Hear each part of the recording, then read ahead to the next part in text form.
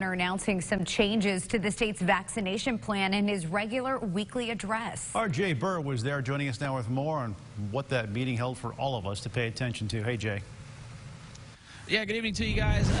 Basically what we saw now is an actual plan that Governor Asa Hutchinson has rolled out. For the longest time, we just didn't know what those tiers looked like going forward and what the timeline was for a lot of those tiers as well. Well, today, we got a little better picture of what that now looks like. The governor's saying today that Tier 1A will be in effect until hopefully around January 31st. Now, just recently, first responders were added to that 1A tier, and Governor Hutchinson says there's approximately 180,000 people within that tier alone. Now, 1B has an extensive list of industries on it, and that includes frontline essential workers such as teachers and school staff, grocery store workers, child care, and essential government employees, also those who are 70 and above. Now, Governor Hutchinson estimates about 400,000 within that tier and has set lofty goals of getting through this tier by the end of March. 1C will further expand on certain industries and allow for those who are 16 to 64 with high-risk medical conditions. The governor plans to release more of what this plan will look like from a logistical standpoint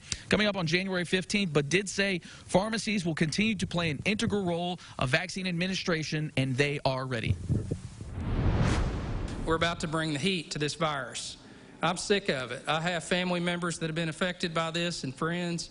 We're ready, now that we have the vaccine, to fight back and save lives, and our pharmacists are ready for this moment.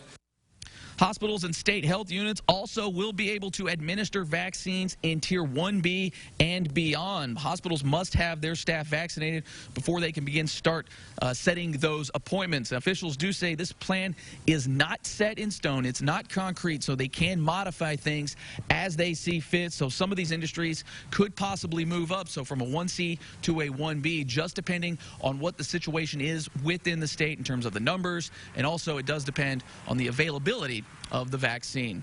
Live from the state capitol, Jay Burr, KRK 4 News.